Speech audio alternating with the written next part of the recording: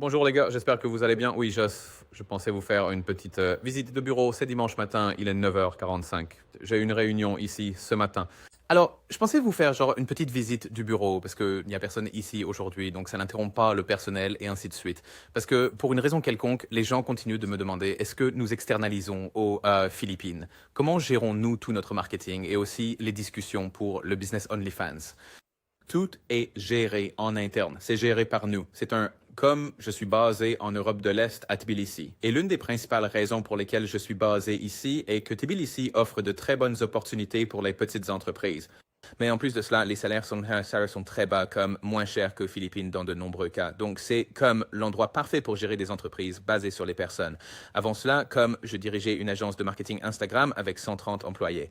Et encore une fois, ils étaient tous comme au bureau travaillant là physiquement.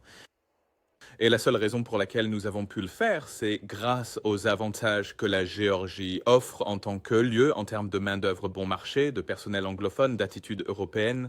Cela signifie que vous pouvez externaliser des choses vers, disons, le monde occidental, vers les États-Unis, vers l'Europe occidentale à un coût très bas, tandis que, et aussi le fait que je sois physiquement basé ici fait une énorme différence. Du moins, j'aime le penser. Il y a plus de contrôle sur tout ce qui se passe.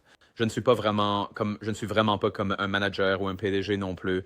Je me considère comme un entrepreneur. Donc, bien que je sois le fondateur de l'entreprise, pour moi, il y a une très grande différence entre le PDG et un entrepreneur. Ce sont souvent des métiers très différents. Et les entrepreneurs aiment juste se donner le titre de PDG parce qu'ils pensent que ça sonne bien. Mais en réalité, ils sont comme le fondateur de l'entreprise, comme le visionnaire de l'entreprise, la personne qui la comprend et qui a l'idée. Donc, assez drôle, j'ai en fait une interview maintenant avec un gars que je prévois de promouvoir pour devenir le directeur général de cette entreprise pour plusieurs raisons. Parce qu'il est géorgien, donc il comprend la culture comme beaucoup mieux que moi et les gens mieux que moi. Je n'aime pas vraiment la gestion pour être tout à fait honnête. Ce n'est pas du tout mon domaine de compétence. Je préfère de loin travailler sur, disons, le marketing et les ventes. Et dans toutes mes entreprises, j'ai fini par être impliqué dans la gestion, mais cela m'a amené à réaliser que ce n'est pas ce que j'aime faire et ce n'est pas non plus ce dans quoi je suis bon. Je ne suis pas un bonne personne. Donc, je veux externaliser cela maintenant. Je vais engager, disons, un directeur des opérations, mais l'idée sera de le faire, disons, passer à être la personne qui gère toutes les opérations quotidiennes de l'entreprise OnlyFans, ainsi que tout le support client, etc. Parce que aussi, comme mon objectif quand je suis devenu entrepreneur a toujours été de avoir comme la liberté et l'indépendance. Et pour quiconque a lancé sa propre entreprise, à moins de mettre ces systèmes en place, cela n'arrive pas. Tout finit par, en quelque sorte, vous retomber dessus et vous avez moins de liberté et d'indépendance que dans un travail de 9 à 5. Parce que c'est une entreprise 24 heures sur 24, 7 jours sur 7. Donc, pour la toute première fois, je fais une embauche assez senior et je veux qu'il puisse venir superviser et gérer tout. Et ma seule responsabilité sera déplacée vers le marketing, ce dans quoi je suis le meilleur. Je ne suis pas la meilleure personne pour, disons, la gestion quotidienne et, disons, superviser de grands groupes de personnes. Bref, retour au bureau. Donc, nous connaissons une croissance assez rapide en ce moment. Nous accueillerons 30 employés à la fois, mais mon idée actuelle est de passer également au travail par équipe parce que nous opérons 24 heures sur 24, 7 jours sur 7.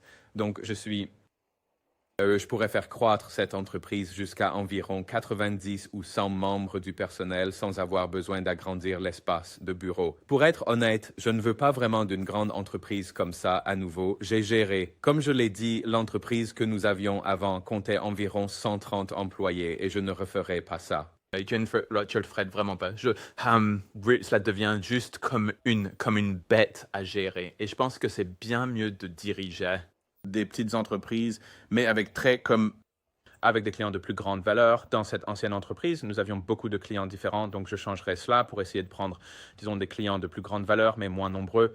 Donc, offrir un service de niveau premium plutôt que d'essayer de prendre tout le monde. Et c'est ce que je fais ici.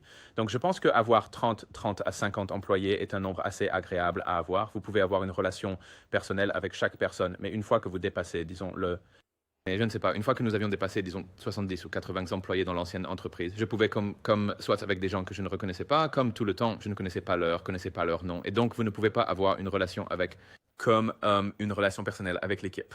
Et oui, donc je préfère gérer comme des entreprises de plus en plus petites pour être tout à fait honnête. Donc de toute façon, je vais tourner cette caméra parce que les gens continuent de venir me demander comme quelle automatisation et logiciel nous utilisons et nous n'utilisons vraiment rien. C'est ce que nous faisons. Nous gérons des comptes ici, Tinder, Instagram et Twitter. Nous faisons aussi un peu sur LinkedIn. Et oui, regarde, c'est l'équipe de contenu. Donc l'équipe, ce département, désolé, travaille sur comme la mise en place des comptes que nous avons pour Instagram, Mo Motorslave. Ils téléchargent tout le contenu, réchauffent tout le fond, comme le processus de réchauffement. Ils téléchargent 24 publications. C'est là où je m'assois. C'est ici que Théona s'assoit, qui est mon assistante. Elle s'occupe de la gestion de projets et de la communication. Et par ici, il se concentre sur le téléchargement de tout. Tout aussi, c'est comme le département de contenu qui se concentre sur la configuration des comptes. Nous faisons aussi pas mal de choses avec comme des Reels et ainsi de suite dans ce département. Donc, téléverser des Reels sur les comptes. Et ça va être C'est le département Tinder qui est basé ici. Cette équipe ici, elle travaille à configurer des profils tout le temps. Encore, certains chargés plus de téléphone, et ici aussi. Et nous avons quelques appareils en charge ici. Donc, ils téléchargent tout le contenu, créent les comptes. Ils vérifient également tous les profils.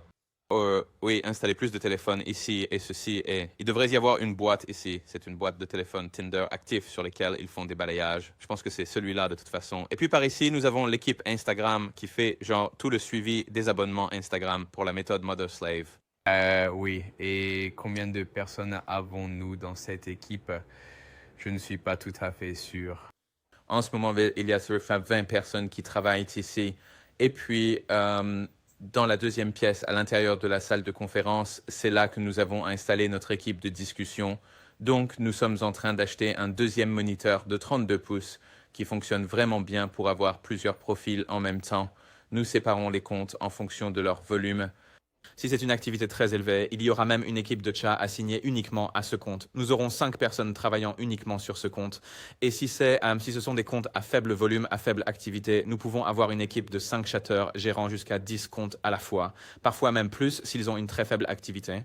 Nous avons des clients qui nous confient des comptes qui n'ont que 3 à 5 messages par jour et ils ont juste besoin de quelqu'un pour répondre. Ils veulent juste que la boîte de réception soit gérée. Et comme nous travaillons uniquement à la commission, le volume n'a pas vraiment d'importance pour eux. C'est l'équipe de chat là-bas. Oui, et par ici, comme je l'ai dit, vous avez l'équipe de contenu, vous avez l'équipe Tinder qui est basée ici, et nous avons l'équipe de suivi des abonnements Instagram qui est également basée ici. La croissance a été assez rapide. Je pense que nous embauchons environ 2 à 3 personnes par semaine en ce moment. Encore une fois, je sens que je suis au début de la construction d'une autre grande entreprise. C'est pourquoi je veux apprendre des erreurs que j'ai faites la dernière fois et mettre en place une gestion appropriée. Petite cuisine. Par là, il y a les toilettes. Rien d'intéressant à vous montrer là-bas. Mais oui, c'est un endroit assez sympa. La vue est plutôt bonne aussi.